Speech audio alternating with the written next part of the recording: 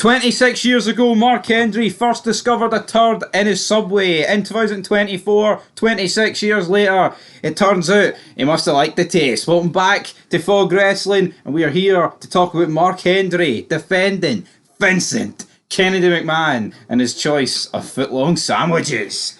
26 years ago, Mark Hendry found shit in his footlong and he did not like it. 26 years later, the shoe was on the other foot, or should I say the shit was on the other head, because he seems to stand by McMahon. He's defending McMahon, or at least he is not seeing Janelle Grant as this big victim. That's exactly the point that Fog Wrestling had, man. We couldn't understand why people were coming out and they were making it as if Janelle Grant was some huge victim, and that there was people were describing this as a trafficking case, and it was like, are you serious? Are you for real?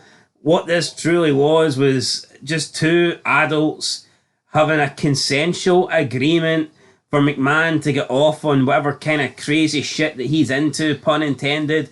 And Janelle Grant at the time happy to go along with that because the money was flowing, the gifts were flowing, and obviously the shit was flowing as well. And it was just mental to me how people were saying that Janelle Grant was like this massive victim for stuff that she was agreeing to do. And I mean, the same people that were like bashing this and were seeing this as like some sort of heinous crime, I mean, no doubt they are the same people that probably say that, you know, sex work is legitimate work. These are people that probably, you know, defend like OnlyFans models and things like that.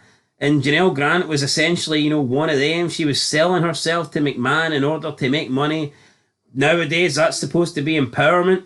But as soon as it stops and as soon as she voices any concerns or regrets because the money's no longer coming in, all of a sudden it turned out that it wasn't sex work. It was McMahon being a monster, manipulating everything. And you know, it's crazy how this whole thing spiraled out of control. But Mark Hendry, in my opinion, he's got it spot on. He's hit the nail on the head. He was a guest on Stories with Briscoe and Bradshaw.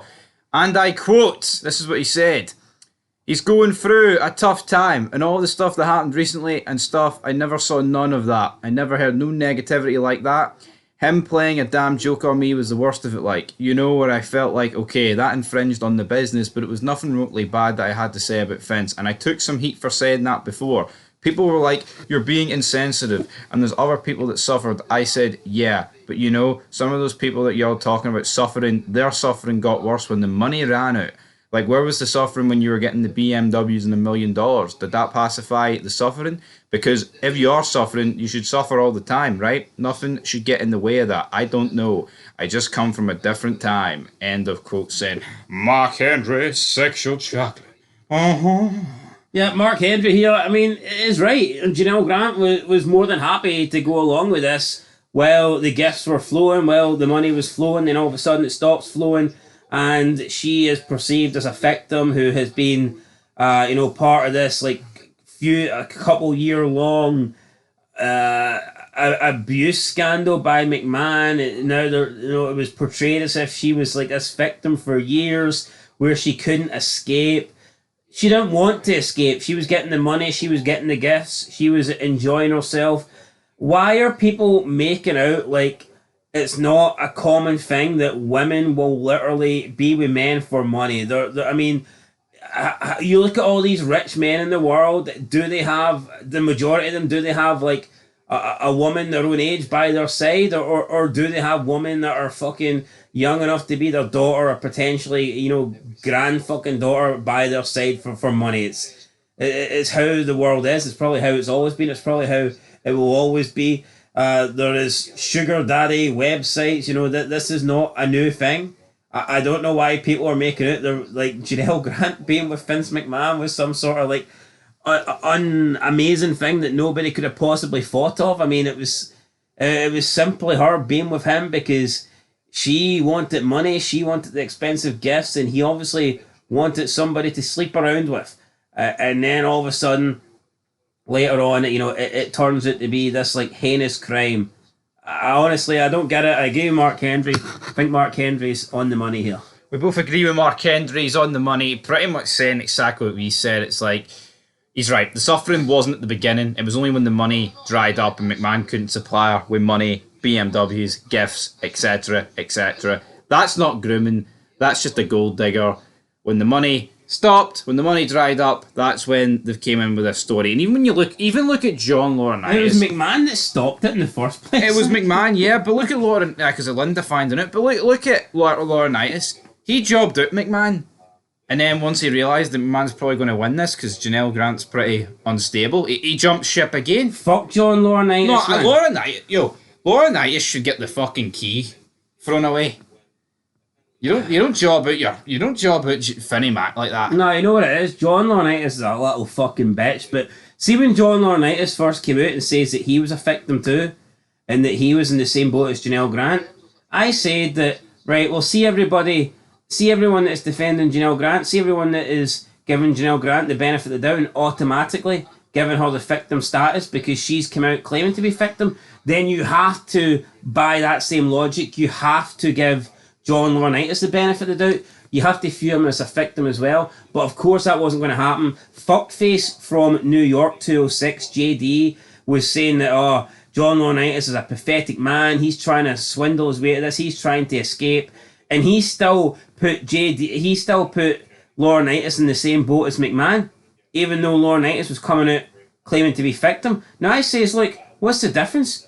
If you're willing to accept that Janelle Grant's 100% the victim because she came out and claimed to be, then why are you not doing the same thing for John Laurinaitis when he came out and claimed to be?